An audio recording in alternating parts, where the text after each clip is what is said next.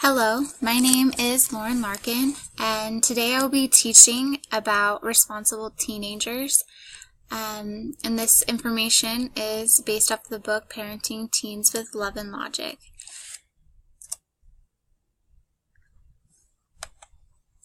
So just to begin, the objectives that I want to go over in this presentation are to understand the importance of your teenager's self-concept. And a self-concept would mean their identity, their feeling of self-worth, and who they believe that they are. The second objective is to learn how to model a healthy self-concept to your teenager. The third is to understand how allowing your teenager to make their own decisions and choices helps them become responsible and feel better about themselves. So, with that being said, I want to start off in the idea of self-concept. So, the teenage years are a time for self-discovery. A lot of teenagers are just discovering what their interests are, what their passions are, and that mixed with a lot of changes in their body and changes in their life can create some struggles and some experiences of identity crisis. And there can also be a conflict between their decisions that they make, and if they're making them just to please their parents or if they're making them to satisfy and to please themselves. And so throughout their teenage years, these are things that they have to deal with and that they have to come to terms with and make their own decisions. And this can cause a lot of negative things. However, it could also cause a lot of positive things as well. So the way in which it can be positive is as parents model a good and healthy form of self-concept. So I love this quote right here. It says that taking care of yourself is part of taking care of your kids. So it's easy as a parent to feel so burdened by the responsibilities you have to watch after your children and to make sure that they grow up to be responsible adults and people who can be successful in their lives and to make a difference. However, a lot of times parents can take on unnecessary guilt and unnecessary burdens, and they can forget to take care of their own selves, to love themselves.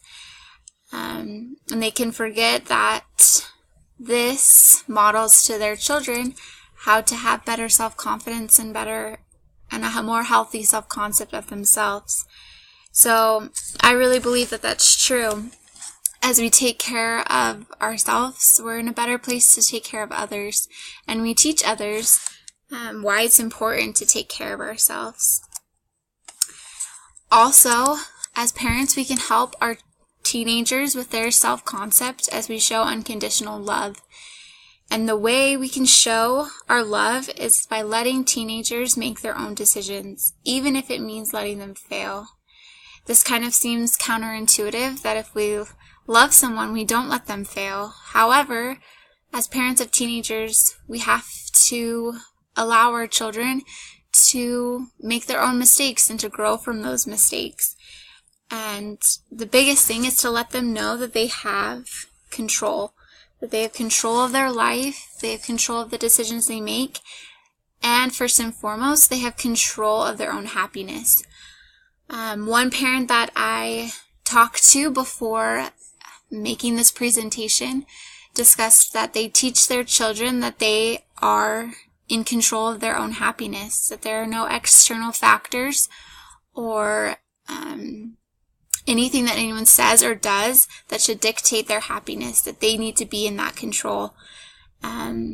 Another parent also said, and I quoted it right here, that giving a teen appropriate freedom within which to make their own decisions says to them, I regard you as a person capable of making good decisions.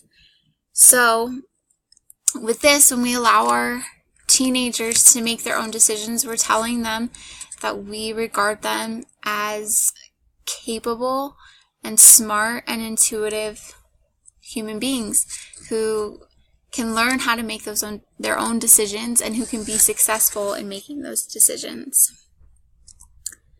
So, I wanted to share a story. This is a story that I was told by a parent.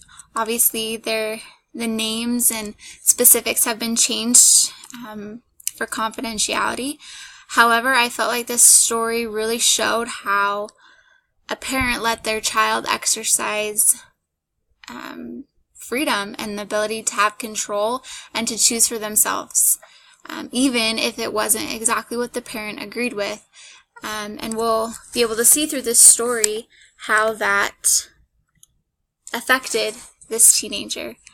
So, Jordan is a 17-year-old and a star baseball player on his high school team.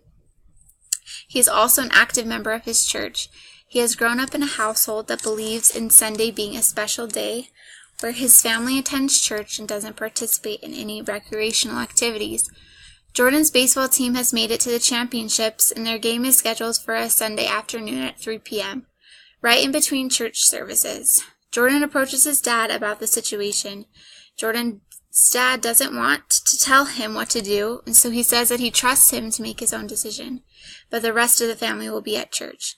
Jordan struggles and doesn't know what to decide. He knows how important his religion and family is, but he is also the team's star player, and his teammates are counting on him. He decides to go to church for 1 hour and then attend his game. After the game, Jordan didn't feel good, even though they had won. He realized the victory wasn't worth putting aside his values. When he got home, he approached his dad and said, "Dad, I did not like how I felt today. I made the wrong decision, and I never want to do that again." So, in this story, although the dad obviously taught Jordan his whole life that it was important to go to church, that was important to them in their faith and their religion, this dad let Jordan make his own decision. Jordan is 17 years old and is a responsible and capable young man, and the dad let him make that decision on his own. And because of that, Jordan was able to learn from those experiences, his own experience, and he was able to learn that he didn't want to make that decision again, that he wanted to choose his values and his faith. And so this goes back to the conflict between, are teenagers making a decision for their parents or for themselves? And it's really important that we allow a teenager to make their own decisions so that they can come to the realization that they're doing it for themselves, for their own growth and for their own progression. And that is what we see here in this situation with Jordan. If his dad would have taken the control and said, "No, we go to church on Sunday, you have to be with the family," Jordan would have had a different experience and wouldn't have been able to learn and grow from making his own decision. So, just for a little equation that goes along with that responsibility equals a healthier teenager. And this quote that I felt like really displayed this idea. It says, "I think that the best thing we can do for our children is to allow them to do things for themselves, allow them to be strong, allow them to experience life on their own terms, allow them to take the subway, let them be better people, let them believe more in themselves." So really this is exactly what was shown in this story, is that Jordan's dad allowed him to experience life on his own, allowed him the experience to become a better person, allowed him, even though it was the wrong decision, allow him to learn from that and to become a better person and to believe in himself more and his ability to make his own decisions in the future.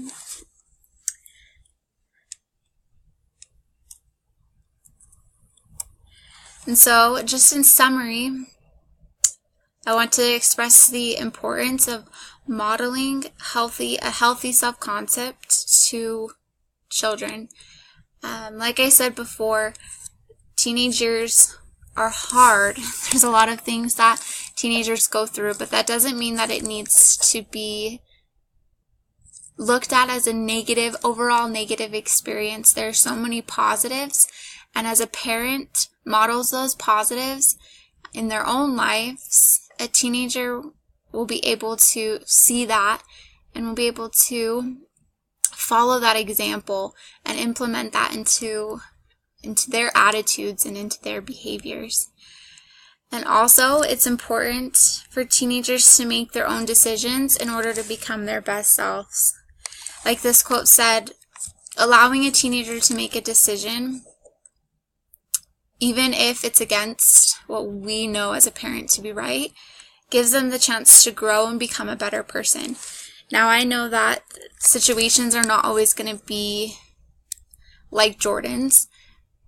Going to a baseball game or going to church isn't as serious as some other decisions and some other struggles that